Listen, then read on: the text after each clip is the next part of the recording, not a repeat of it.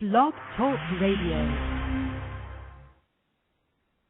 You're listening to RVD Radio. Drop that down! The whole fucking show! Drop that down! The whole fucking show! Damn a needle! Damn a needle! Man, crush your needle! Man, assassinator! Drop that down! The whole fucking show! Drop that down! The whole fucking show! I damn got straight to your brain! Straight to your skull crack! You get down to straight to your brain! Straight to your skull crack! Drop that down! The whole fucking show! Drop that down! The whole fucking show! I will fly high! 5-star broad blast! You can't stop me! 5-star broad blast! Drop that down! The whole fucking show! Drop that down! The whole fucking show! It's all about the yin and the yang. The balance of power and zen. You can't stop the yin and the yang. The balance of power and zen. Drop it down. The whole fucking show. Drop it down. The whole fucking show. I will levitate. Flip, kick you in the yam. I will decimate. You can prepare for.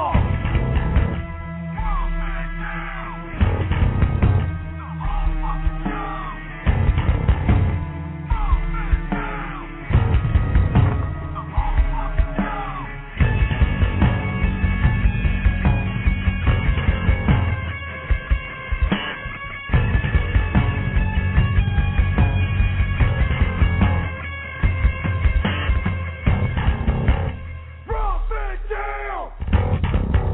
The whole fucking show. Drop it down. The whole fucking show. Drop it down! The whole fucking show! Drop it down! The whole fucking show! Drop it down! The whole fucking show! Drop it down! The whole fucking show! Hola, todos mis gente. What? Nikki Starr, your last. Primo número 2. ¿Qué pasó, mi amor? Todo bien aquí, mi amiga. Todo bien aquí. Yeah. Welcome to the Spanish edition of RVD. El mundo. El mundo. Yes. Spanish people love RVD radio. Nikki Starr, happy September 9th, 2011. Thank you very much. You realize that you're the oldest that you've ever been in your whole life right Shut now? up. I hate you. But that means that you know so much more. Got so much more experience. You know why? Technically. Okay, there's never been a 2011 September 9th before, but you know what happened in 1921? On this date, Virginia Rapay died. And my celebrity death calendar that I have on my wall, that one I'm interested in because I know that the story about Virginia Rapay. And we've talked about it. I've even blogged about the fact that Fatty Arbuckle, big money-making comedian back in the day, had a big party in San Francisco, and this girl, Virginia Rapay, ended up dead from it, and then he got through the ringer, all these murder trials, and he ended up getting acquitted, but his career was over. And the way the story went, he raped her with like a Coke bottle or a wine bottle or something because he couldn't get it up, and it punctured her, erupted her bladder, and all. She died from peritonitis, which is a very fun thing to die from if you're a silent movie star. That's what Rudolph Valentino died from. And his birthday was just last week. His memorial, his death day. Holy shit. What am I talking about? But anyway, cool. But this is 2011, and we're all alive, and I'm glad that we are. Hope we're all happy, healthy, and feeling terrific. And glad to be here. Very famous holiday in September coming up. Is it a holiday? Well, it's a holiday? No, it's a memorial. It's not a holiday. It's a remembrance. Like a holiday is Christmas or Easter, right? Okay. This is just a remembrance, correct? Anniversary. An anniversary. Well, it's very interesting that you say that because what do you consider Memorial Day? Memorial Day is a remembrance. Holiday. You get off Maybe from work. Maybe it is a holiday. Yeah. We don't get off work on September 11th, though. Not yet.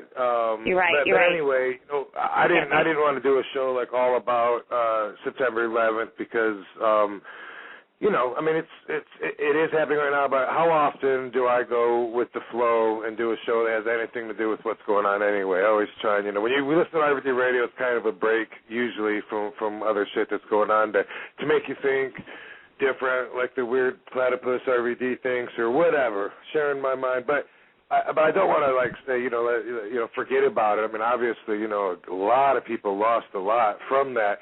So I wouldn't mind hearing where you were real quick because I was on the road with Mike Awesome, and we were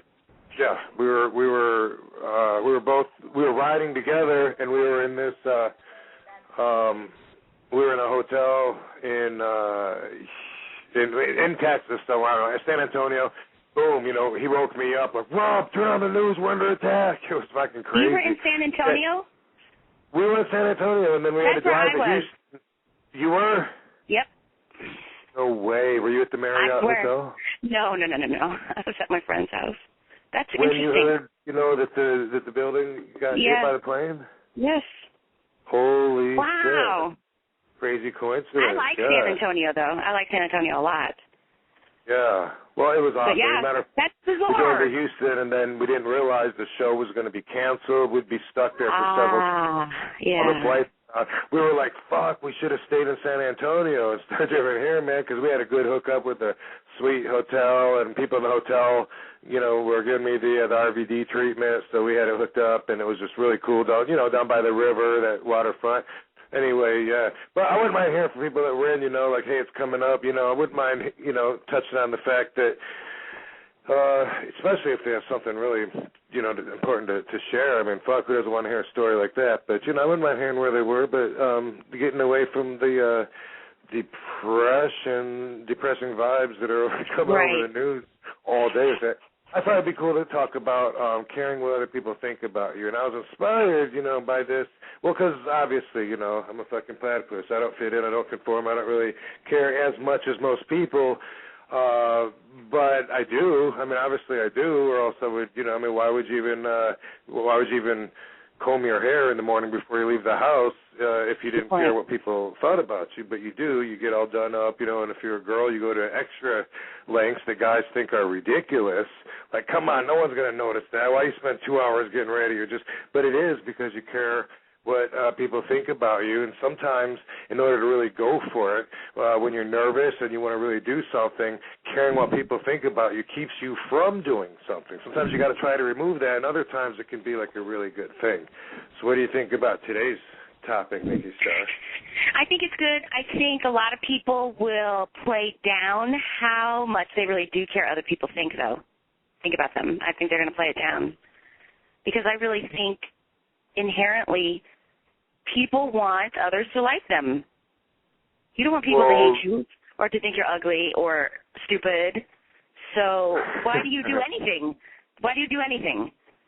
Unless you're a hermit living all by yourself and never out of your house. And there are those people, too. But even if you're one of those people, you probably don't want people to just hate you all the time. But you know what? There's some people that are probably so used to being hated, and they live a total different life than you and I. But I imagine there are some walks of life that walk around all day and are just used to people hating them. Like say you're a homeless panhandler, and you're just used to people. You're hanging out under the stop sign, and you're used to like that's your norm, that's your standard, is people looking the other way. You know, like pretending they don't see you and stuff. I mean, that would, you know, I mean, you obviously you still care somewhat. You don't want them to all, you know, go, you're a piece of shit, you should die. Nobody wants that. Right. Yes, but it gets even to the point of like most everything that I do is for somebody else. Okay? Like I care what my boss thinks, so I do a good job. I care what Demos thinks, so I try to, you know, do the right thing as a wife, you see? You're married? Yes, so it's inherently like that. No, we're not married, technically. Okay. Just but we don't have the paper, but yeah. You know what I mean? You tried it. Yeah, obviously. I mean, that's like, I think it's like a human nature in a way to try to improve your relationship with everybody, even if it's not something like long term. I don't know why, but you know, it's like, yeah, even if it's just a short little conversation you have in passing at the mall, and you're not going to see that person again. It seems like right off the bat you work on trying to grow from it, and even your relationship grows. You're learning something about each other while you're asking questions, and you're also the way that you answer questions definitely influenced by you and your emphasis on caring what people think about you, to an extent to where your ego becomes involved in a big way. Your ego, I think, it takes it too far, you know, where you really are concerned where you shouldn't be, you know, and we have crazy friends, you know, that will be like, you know, oh my God, I can't go out of the house like this. Look at my hair. I'm having a bad hair. Oh my God, look at this. People are going to look at me like, does this look bad? You know, does this go? And there's some people that are obsessed about it. And to that, I think that could be, you know, like that's your ego telling you that you're not good enough. I mean, dude, nobody but you is seeing what you're seeing in the mirror.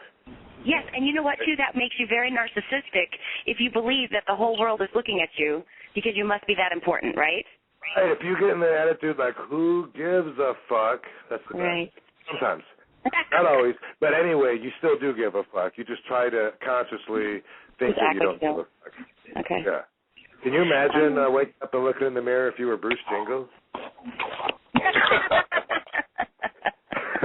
What up, Bruce Jingles? Motherfucker!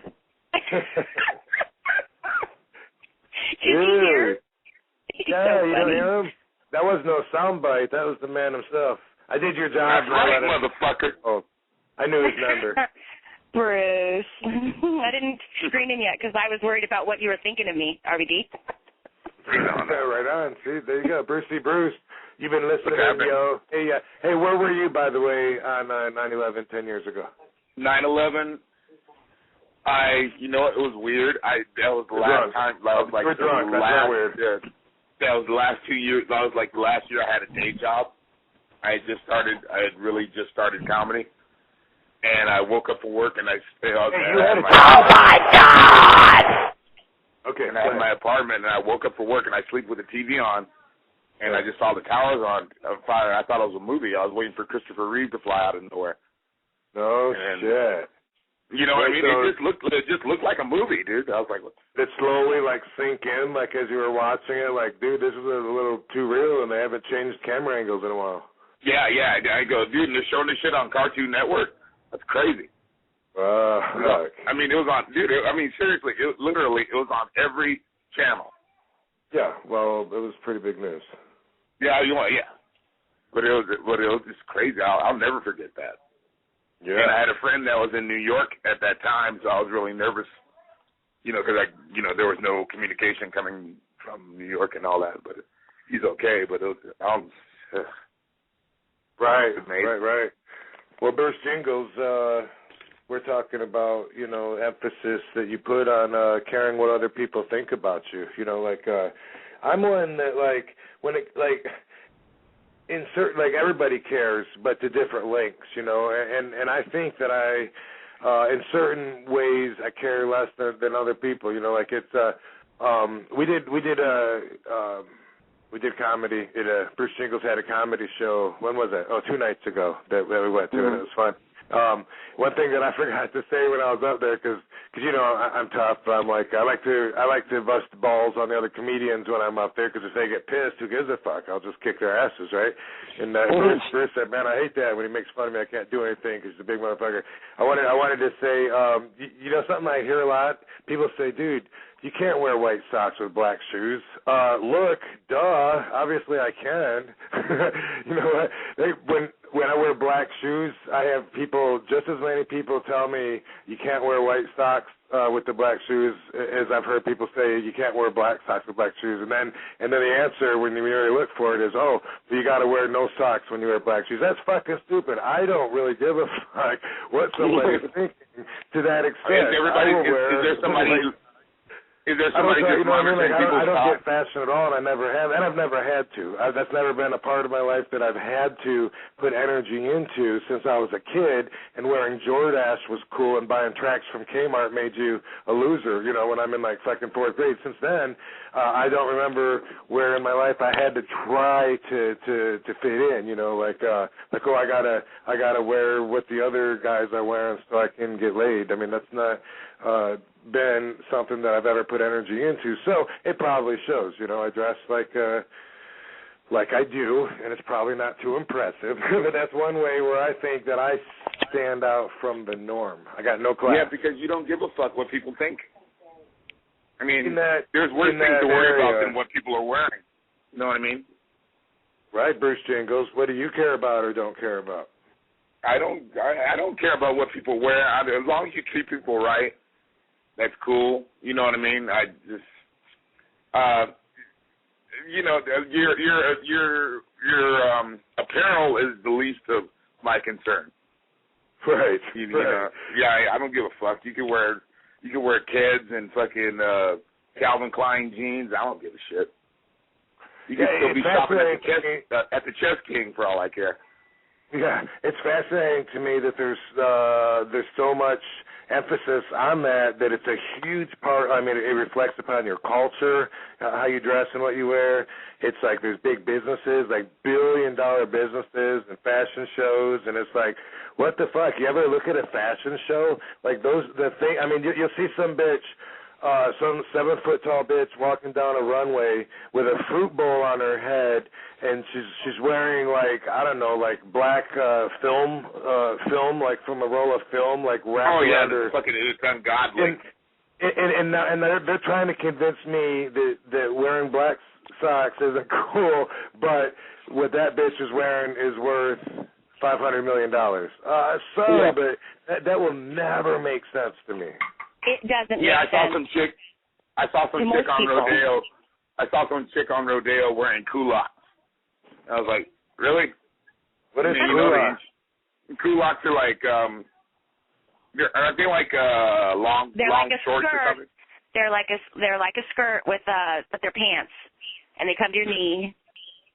Yeah. RVD, what's a goulash? A goulash is. I like goulash. I saw a bitch wearing a suit made out of meat. She had a poker face. Yeah, we did. Oh, fucking Lady Gaga.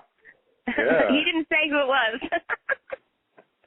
But I mean, obviously she's not trying to fit in or anything, but she's trying to stand out. But come on, I mean, certain people they listen to that direction, or it makes sense. Like Booker T, he had class. When we would travel together, I would fit 5 days worth of luggage into one tiny little fucking bag. I'd cramp it in, be like, fuck it, I'm gonna wear the same jean shorts all fucking week. And I got one pair of workout shorts. He would have for like 2 days. He's got like 5 bags. He's got his jackets that he doesn't want to wrinkle up, a different jacket for each night on a hanger. He's got different pairs of shoes. I'm like, bro, how the fuck you lived on the road your whole career like me, going around like that? That's gotta, to me, it's like it adds so much more work. But he's got class. He's got style. I don't, and obviously that's something that has a lot of value in society to other people. You know, not so much to my friend Sabu. Sabu, welcome back to RVD Radio, motherfucker. Sabu, motherfucker. Oh, he ain't gonna talk. Oh, it says whole time is. Oh wait, he's on there. You can't hear me, Sabu, bitch. All right, I try to do your job, Nikki, and let the callers through, and look what happens. But he actually, it actually says that he's live and that he can talk. So. Can he talk? Sabu, you're on, motherfucker. What'd you do? Call and walk away?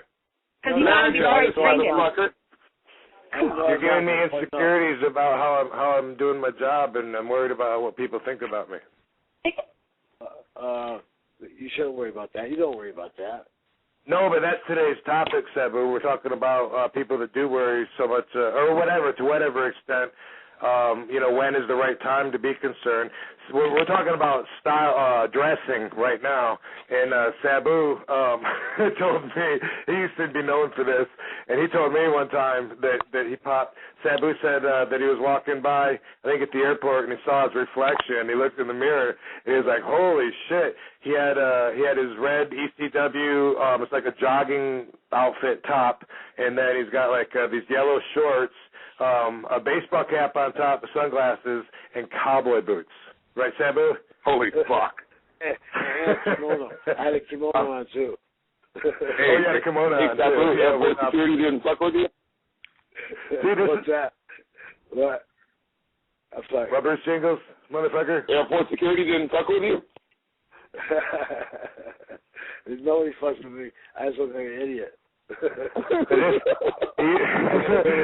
how he used to always go around. Obviously, Sabu doesn't care that much what people think about him in direction like that, but he still doesn't want people to not like him. Like nobody, everybody is concerned about that. Like it would suck if like everybody didn't like you, right? Yeah. So yeah, well, I don't go out of my way to make friends I don't know. But people who don't know me, I don't care if they don't like me. But people who do know me, I do care if they like me. Right. Mm-hmm. And like if you do, like say you got to do like whatever, anything that's stressful, like say you a promo, for wrestling, and you're like, fuck, I don't, if you're nervous about speaking on camera, for instance, that also has to do with like what people are going to think about you, because you're going to feel like you're not up to the standards that you see, right? Well, yeah. If I cut a promo and they're not my words, I feel they can see through me, so I think they think I'm a fool. Right. Yeah. And right. So same thing for any of us. It's like fucking. Anything. You don't act that way. You act like you don't care. And you have confidence because you know what you're going to do anyways. But one time we're ready to go out in front of 50,000 people, and you go, I forgot what I'm supposed to say. I go, oh shit. He goes, nah, it'll come back to me. Right. And it did. Right. But that's a good point of something like some stuff I don't care about, but other stuff, like if it really is stressful and intense, then you got to kind of trick yourself into not worrying so much, and then that's a process of whatever you do to calm your nerves, whatever you do, man. But it's like meditating, whatever it is, like anytime, whether someone's going out to sing, someone's going out to play a game with their basketball player, the president's going out to give a speech. Everybody at that point, when they're going to be the focus point of attention, they're going to be concerned what people are thinking about them. Anybody, I don't care who you are. But RVD, like in our situation, will we have to deal with the public all the time? Isn't it also perception? Oh yeah, of course. Yes, of course. You know what I mean? Like sure, yeah, like the 1616. Like I wore a pot T-shirt and everything, but like if I'm headlining the Improv or something, I'm wearing a button, and I'm not gonna look slovenly. You know what I mean? Yeah. My dress code has very vastly changed. I do put a little dress code on. I wear a collared shirt and nice pants and shoes. But still, I'm not too uncomfortable. But as soon as I get a time, I'll strip down and get back to my shorts again. Yeah, because even going through an airport is fucked up anyway. Hey, Brucey. What? Yeah. Speaking of Club 16, we did a comedy show there the other night. Motherfucker. Hold on. And anyway, Desmond Wolf, who is a friend of ours and a friend of mine, he was a wrestler in TNA. He was in town, and he performed under his name Nigel. fuck, and I'm trying to look his number up right now because I want to call him if you don't mind, because he's a guest on tonight's show, and I want to, as we're talking about the comedy show the other day, he can definitely relate. And he did a good job, too. Well, you can tell him because we're calling him right now. Dial, motherfucker. Yeah. I want a phone like that. You say dial, motherfucker, at dial? Yeah, just say dial, motherfucker, just ring. How come it's not ringing, though, Nikki Starr? I don't know. I'm going to set the phone down. I got to hit the apple. Okay? What's that, Sabu? I'm going to set the phone down. I got to hit the apple. Oh, okay. Okay. I got to hit the apple. Call failed or was not answered. Right. Okay, I'll try it again. I'll just keep trying. This must be a new feature. Before when I would call, you could hear it ringing and it bothered people. Hey, I got to take this call. Now I guess. I'll be right back, okay? Okay, Sabu, we'll be here. All right. All right. Apparently I can dial it without you people knowing, and then I don't know. Awesome. Yeah. Oh, maybe I got to play some in the sitting room. Get through. So no matter. I'm with you, man. I'm sorry. Okay, cool. So yeah.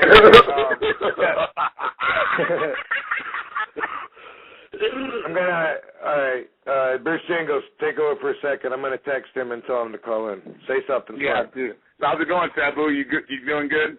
Dude, that's not smart at all. He just said he's gonna be right back. He fucking said. That was out of all the smart things you could have said. I was hitting my bong when he said it. That's great. But how are you doing, man? I'm doing pretty good. Good, man. Good. Everybody. All right, cool. So how are you? I got a question. Hey, but by the way, I texted him and talked at the same time. You didn't even know I was gone, dude. But anyway, check this out.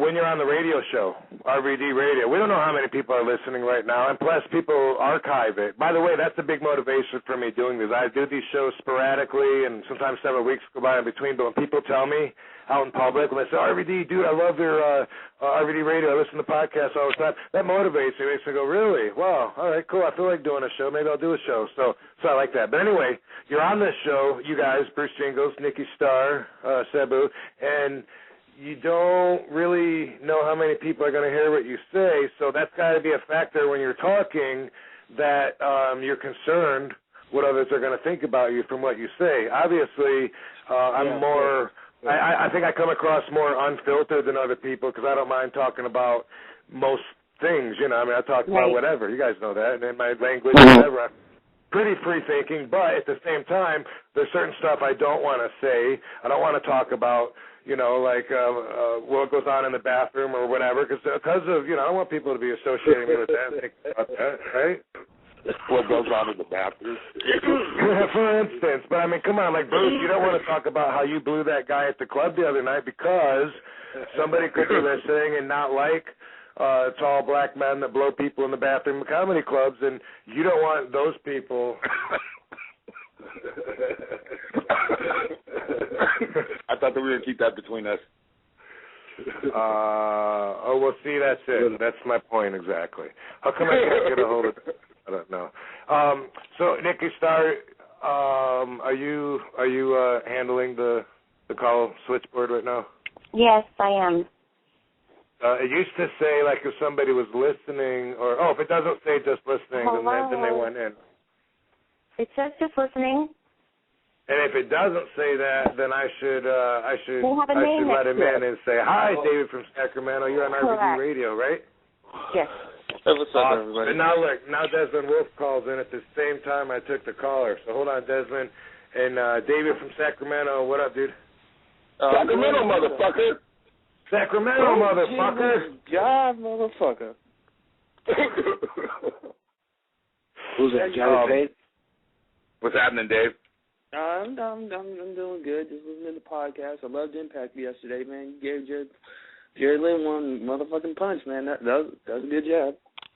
Dude, I got Jerry Lynn this Sunday, 9/11, a big pay-per-view for TNA. So people all day long are like, RVD, what happened? Did you retire? Or RVD, come back to WWE? Nah. Hey, come to TNA Impact, motherfuckers. And every Thursday night on Spike, and this Sunday live on pay-per-view, the best match of my career. RVD versus Jerry Lynn. So we're going to do it again. It's going to be the most recent, the most updated, and probably the most extreme because I feel unlike I have something to say to Bruce Jingles. I have something to say to Bruce. So thanks for calling in, David. You've been listening for a long time. You've been on hold, so you know what we're talking about here. Speaking of 9/11, real quick, where were you? I was in school. They made us get under our desk for some reason. They thought the whole duck and cover thing would work. That's weird. Shit. That's kind of very interesting. That was weird. That's very interesting. He's at school and he's told to duck and cover during 9/11. How long did they keep you down? It was like 30 minutes, and then wow. It was weird. I was under my desk for 30 minutes, and then and then like they let everybody go home early. Holy cow! Yeah, well they should have because the world as it knew it was pretty much over. But all right, cool. Well, hold that thought, David. I want to let Desmond Wolf on and not be rude to my guest. What up, Desmond Wolf? Desmond Wolf, motherfucker. Hey, what's your language? Sorry. We tend to use an adult language on RVD Radio. Just to tell you, we got David from Sacramento on the air who we're just starting to talk to, along with my co-host, Sabu is on the line. Sabu, say what up to Desmond Wolf. What's up, Desmond Wolf? Hello, Sabu. How are you, mate? All right? Yeah, you're Nigel too, right? That's right. Yep. Yeah, that's right. Nigel too. You know him as Nigel, and also Bruce Jingles, who you know is Bruce Jingles, motherfucker. Bruce Jingles in the house. Hello, Sam. All right? Nigel McGinnis, motherfucker. Oh yeah. Yeah, so our radio show is always kind of chaotic like this because I got a bunch of guests, and in a few minutes, Shelly Martinez is going to call in too. Ooh, that's right, Sabu. Shelly Martinez is calling in. It's going to be very chaotic then. I'm actually over at Brian Kendrick's house as we speak, and Paul London is en route down here as well. Yeah. So say hello to Brian for us. And real quick, let me ask you, 10 years ago on 9/11, where were you, Nigel? I was at the gym, actually. I was driving down there. It's funny you mentioned. I was thinking about it the other day. And a lot of times you go to the gym, and then you leave. You forgot what you've even done. But I remember that day I was training shoulders, and I was doing like lateral raises as I was watching the planes go into the buildings on TV. And I was actually part of the developmental system there in Cincinnati at the time. And I went straight from there to the practice, and it was obviously cancelled.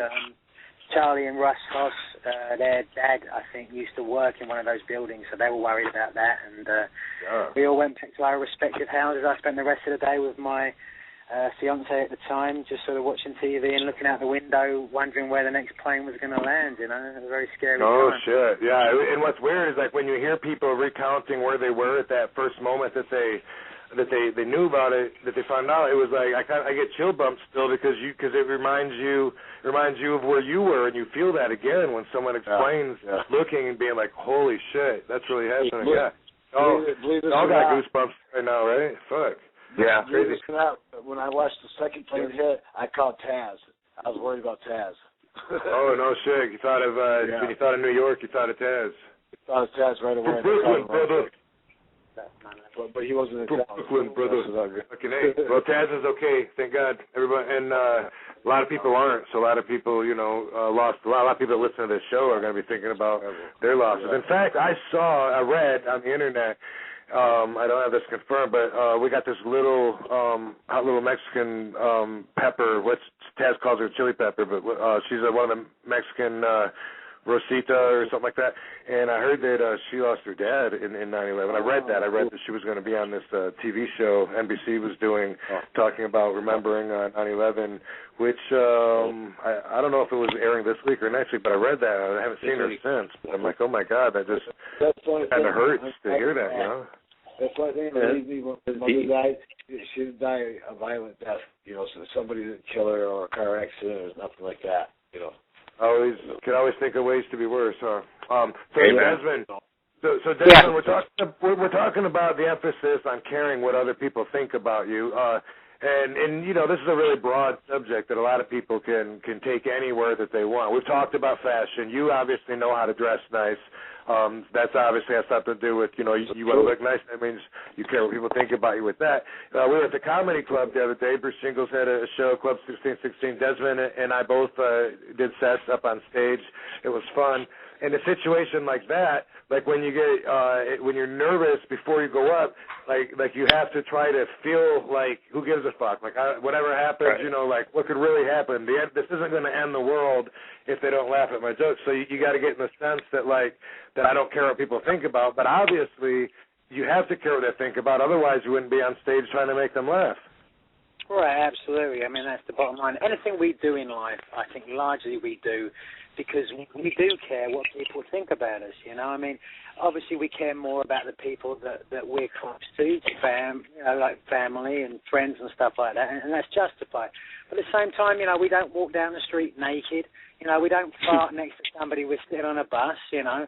I mean, if you're me, you don't fart in front of anybody, you know. You don't fart at all. But that's just my own sort of predilection. But, yeah, and, you know, when you talk about comedy, I think when you get up there with that notion that you don't give a fuck about what anybody thinks, you're doing that because you want people to view you in a certain way, which is, I mean, that's irony. That's a paradox in and of itself, you know. Let me put Brian Kendrick on the phone now because he stood right next to me. He's just finished drinking his juice. Let me have him chime in. Here he is. Hold on. Right. Motherfucker. Oh? Say hi, Brian Jingles. Kendrick, motherfucker. Hey, how's it going there? What up, Brian Kendrick? You're on the phone with Nikki Starr. David from Sacramento is still holding on. Appreciate that. Bruce Jingles, Sabu, and Desmond's beside you. Aren't you lucky? Oh, who'd we lose? Oh, wait, there's somebody else. What is that? No, That's not me. No, you got to figure that out, Nick. I don't know. Brian, are you still there?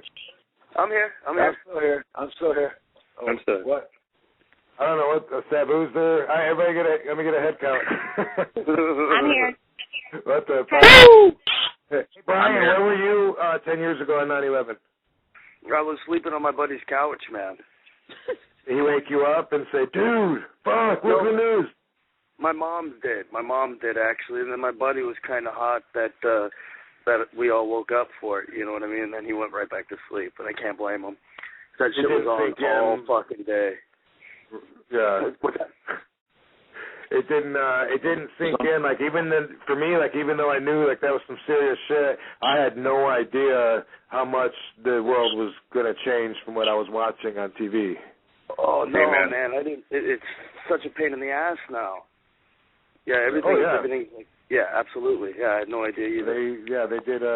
They did some damage, you know, and you know, for a lot of us, we're a lot more fortunate that it's just inconvenience and that we didn't actually lose families and friends. And by we, I'm not all of us can even relate to being included in that we, but our heart goes out to you, motherfuckers. But Brian, we're talking about like the emphasis on caring what other people think about you, you know, and all walks of life and all directions of life and stuff. And you know, like myself, but in a different way, probably. I think that you march to the beat of your own drum. You know, we're both. I think that we both are non-conformists and proud of it. But it doesn't. Would you agree with that? Yeah, yes, I agree, and I find it to be complimentary. Thank you.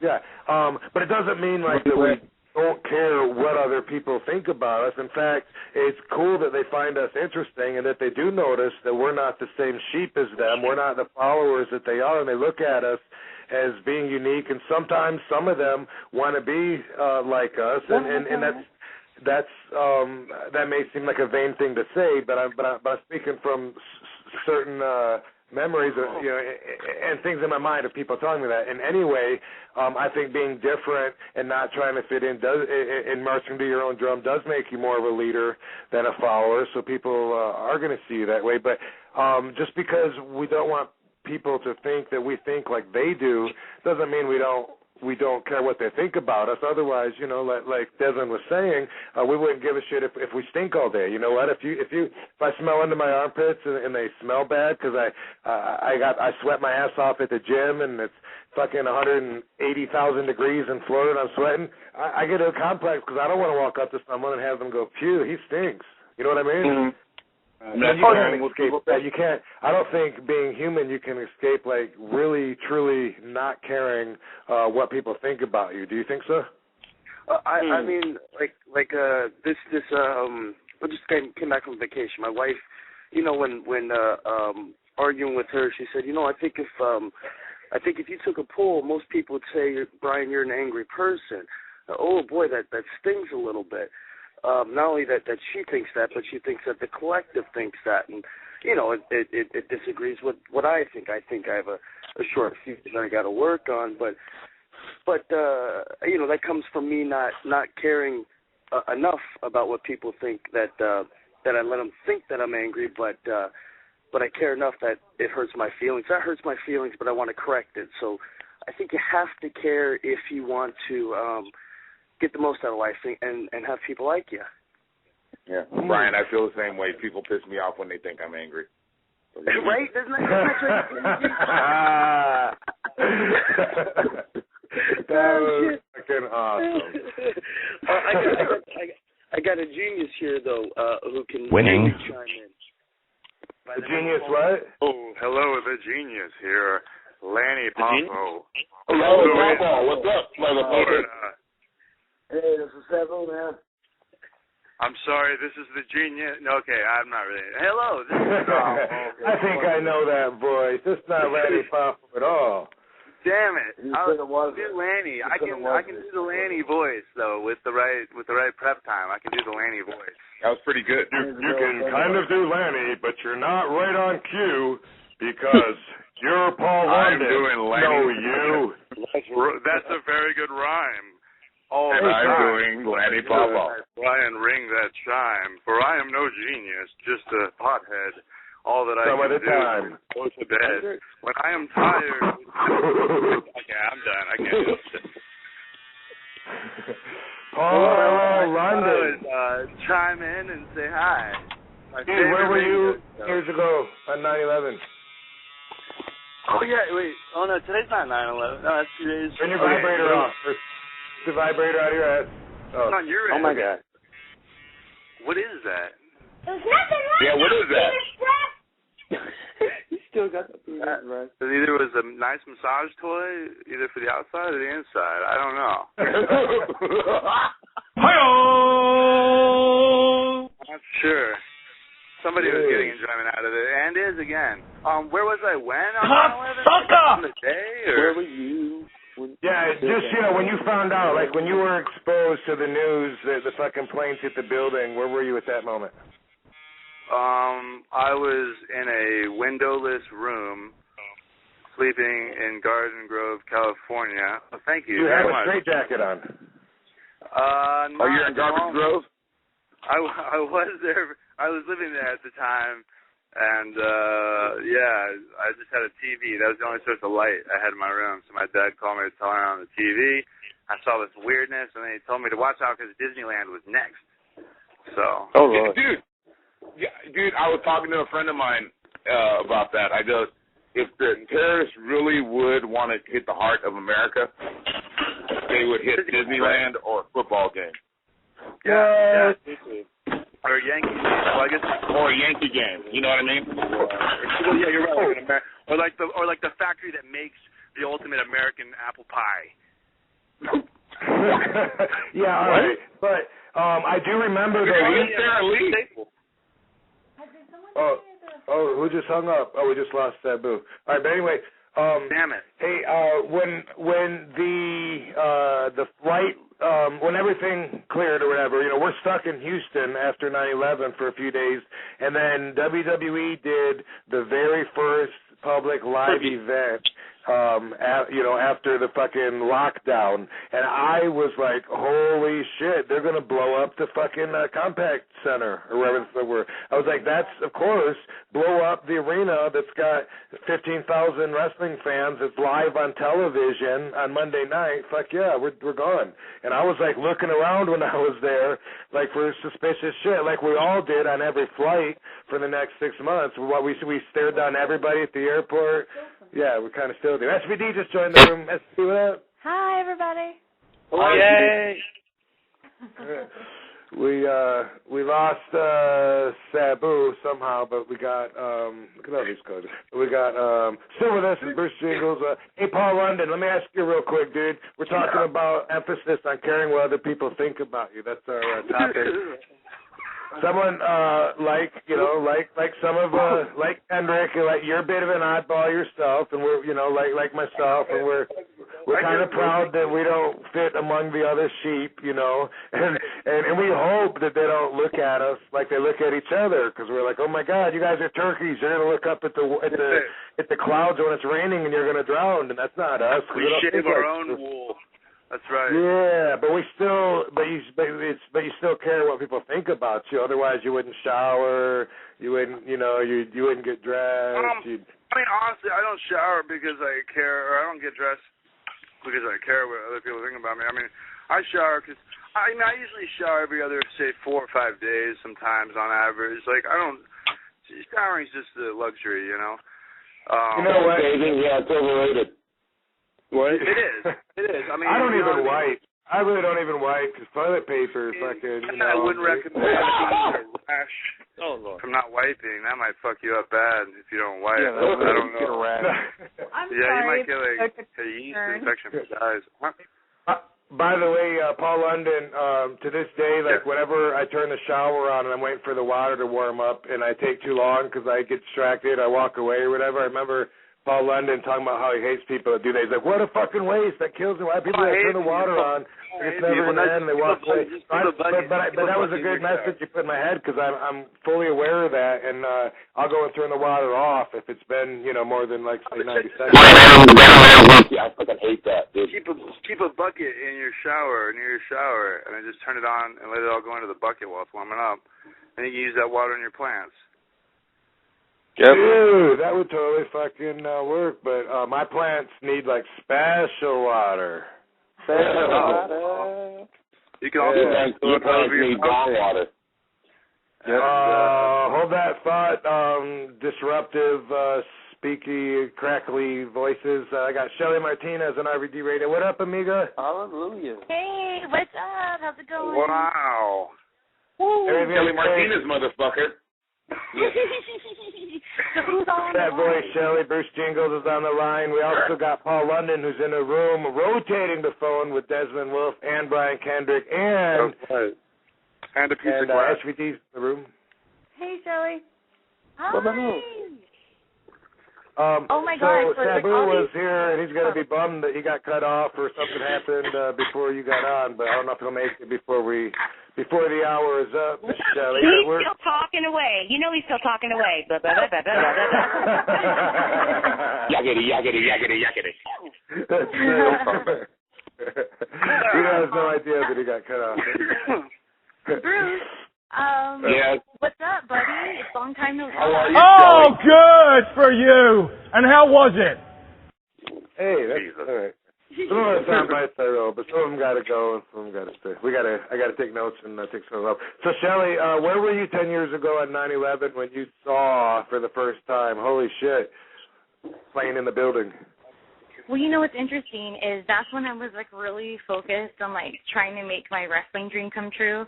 So I kind of just was going to wrestling school and I had a day job at this General Electric temporary position, whatever. And there was a chick that worked with me, but she was on a temporary because she was going to school in New York. So when she went back to school, that's when everything had happened. And I literally was just sitting at my desk, and she called me and told me what happened. And I went into the break room, and I was like, oh, my gosh, this is a trip, It's like I couldn't believe my own eyes, yet I was seeing it. It was just really a trip. Yeah, nobody none of us could really comprehend exactly how much the world was changing at that moment, but holy shit. So that's all over the news right now, and I don't mean to be disrespectful by saying that, but it's a bit depressing, and it's like it's a moment, just like any memorial, you're there to kind of feel the grief and be human and whatever, but on RVD Radio we usually have nothing to do with what's going on there because we do our own topics, and we're talking about caring what other people think about you. And you, Shelly Martinez, being a girl, a pinup girl, you're one of those girls that, like, before you leave the house, I'm imagining you spend a lot of time doing your makeup and your hair and you're making sure your clothes match and all that, even if you're just going to the grocery store, probably. Whereas, like, a guy normally, might just throw a T-shirt over whatever he's got and flip-flops and be fine. But the guy still cares what people think about him. They want people to think he's an asshole or to hate him. I think that's part of being human. But so we're taking this thought into all areas, talking about being a performer, how much you really got to care, not only because you're nervous, but also it's business. The more people like your business, the more successful you're going to be. The more business you get. And that's the goal, because that's what you're in it for, right? Well, it's interesting because this is something that, like, is a struggle for me. Like, there's, like, times where I don't care, and I feel very free at those times. But then, like, sometimes I will care, and I found that sometimes I've gotten shy because I'm caring too much about what people think.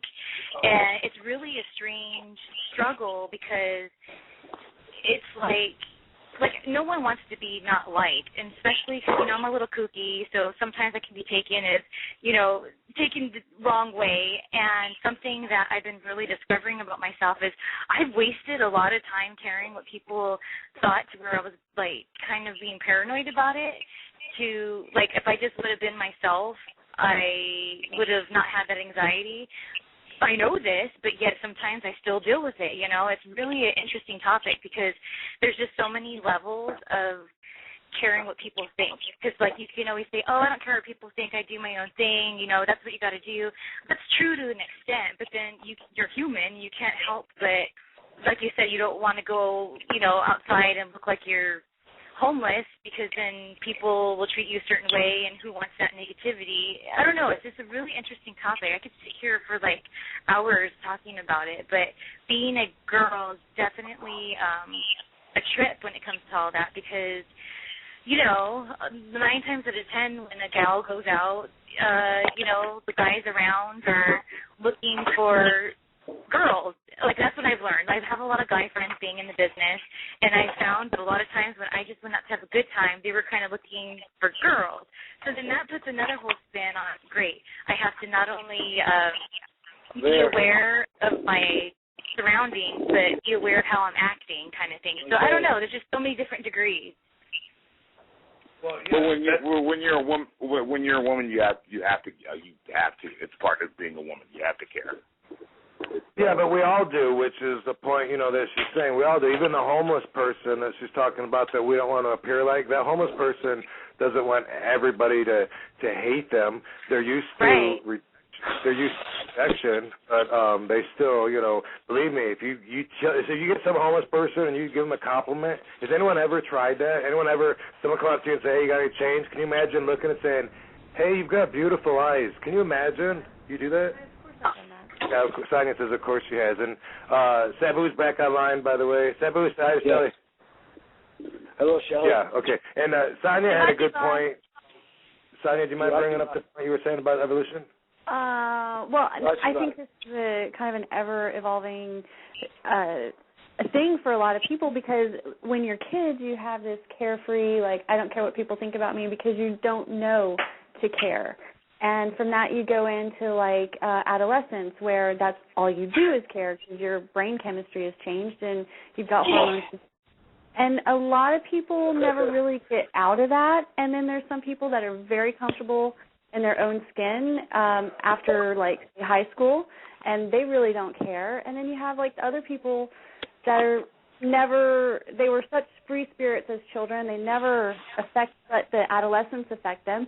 And those are kind of like your Steve Jobs and your Bill Gates kind of guys. That's as far as I got before. Yeah, well, or anybody that's really successful in a way, they have to believe in themselves, and that has to weigh out more than the negativity or any feedback from other people. Because you I wouldn't have been able to be a successful professional wrestler if I listened to everyone tell me that I couldn't do it, but obviously I care. Like, I want all those people that said I couldn't do it to now know how successful I am, and I do want them to eat their words. I do care about that, but not to an extent. Not an extent to where I want to rub it in their faces or anything like that. But yeah, there's to get ahead and to go for it, you do have to put yourself in a mind where you're like, you know what, fuck it, fuck what anyone else thinks. I think we're all jealous of people that can appear to not care what anyone else thinks. How many of us, how many boys want to ask for a girl to dance or her phone number or whatever the fuck they do nowadays, but they're scared to. But what about the one that doesn't care? That's like, you know what, fuck it. The worst she can do is say no. That motherfucker is the one that's getting ahead and exploring, and I think we all are envious when we're not able to not give a fuck as much as the person that's able to get ahead in a seemingly way, appear to be winning. It's very psychological. It's winning. Oh, you're late, Charlie. She's talking now. Go ahead. It ties into your own self-esteem and whether you love yourself or not. So the less self-esteem you have and the less you love yourself, the more you care what other people think. And that's my Can I say something? Circles back to your parents. You know what? I'm glad you brought that up because how do we know what the fuck we look like or how good we are unless people tell us? Like, I would have no idea. Shelly, you wouldn't know that you're good looking unless people tell you that you're good looking. If people told you all the time you were ugly, you would think you were ugly. I get confused how these young kids, like the young kids that were in TNA Impact that look like high schoolers that left recently. There's a lot of kids in that generation. They think they're better than they really are. What is it that tells them that they're that good unless they're listening to their environment, which is their friends or family or whatever, telling them, feeding them this information, saying, "Oh man, you know what? You got robbed. You deserve better, man. There's someone's got a hard on against you, man. That ain't right, man. You're gonna." If it wasn't for that, how the fuck would anybody know if they're good or if they suck? How would anybody know anything? I think you would know you're good, but just from results. You wouldn't have to know from people telling you. Yes. You know what I mean? Like me, I know I'm good by audience reaction. Okay? You know you're good by audience reaction. There you go. The audience reaction is what people think about you. They're reacting based on what they think about you. That's a direct. You keep beating the other wrestler, Rob. What's that? You keep beating the other wrestler, so you know you're good. Yeah. Well, you're funnier than maybe in that circumstance. But take like American Idol. The people that audition for American Idol, and they say they sing in front of karaoke bars, and they know they're good, and everybody else, including my dog, knows they suck. Yeah. Yeah, but it doesn't matter. Because it's also the bullshit that their peers feed them. Like you deal with that in comedy, like where you have these comics that think they're fucking funny, but they suck. And you know you've seen it, RVD, because you talk shit about them on the stage. Okay? Right. But how do they not know that no one ever laughs at them and it's crickets? Because their peers that are just like them are feeding them bullshit that they should be kicking as, oh, I don't know why you're not doing this. I don't know why you're not doing that. It's just simple bullshit, dude. It's what people tell you, dude. Right. Go, Sam. What's your emergency? I'm sorry to interrupt, but I got to take out my wife's in labor. Okay? Okay. I'll talk to you later. Shelly, give me a call. Okay, Sam. Take care of that. Taboo, motherfucker. She just had the baby. Yay. Anyways, give me a call anytime. She's not in labor. She's just having a baby. Okay. I like that. We're going to be wrapping up anyway, so thanks, Sabu. We'll talk at you soon. And, one point I want to make, one point I want to make, how the fuck does anybody know if you look good in that shirt? I don't care if you try a shirt on and you look at yourself in the mirror and you think it's great. If everybody all day says, man, that shirt looks horrible on you, then you're going to believe that shirt looks horrible on you. Nobody knows, and they're going to say, everyone in the whole world is wrong but me. I know this looks good on me. They may say that for a while, but they're going to break down, right? You know what's interesting about all this is, like, okay, when I was younger, you know, I came from a pretty, like, dark background. So, like, there wasn't a lot of support or positive things being said. So, like, I was always getting picked apart. So, like, I kind of grew up always, like, not thinking I was attractive and, like, anything like that because, like, what you guys are saying, what my environment was always telling me what was wrong with me. So that created this, like, anxiety with me that, you know, I still deal with till this day. But what's interesting, I mean, I'm in the best company to bring this up. What I have found, because I've been doing, like, little studies on myself. I have epiphanies, and I say, I'm going to check this out. I'm going to make myself my guinea pig, and I'm going to do it. And for about a year now, every time I start to, like, care too much because I have these anxieties from my growing up and what people think, as soon as I get medicated, I just don't care, and that's when I feel very free. They're going to cut us off. Thanks for calling in, and thanks, Bruce, and Desmond, and Paul London, and everyone else. Everyone else, everyone say bye, baby. Bye, baby. Baby, motherfucker.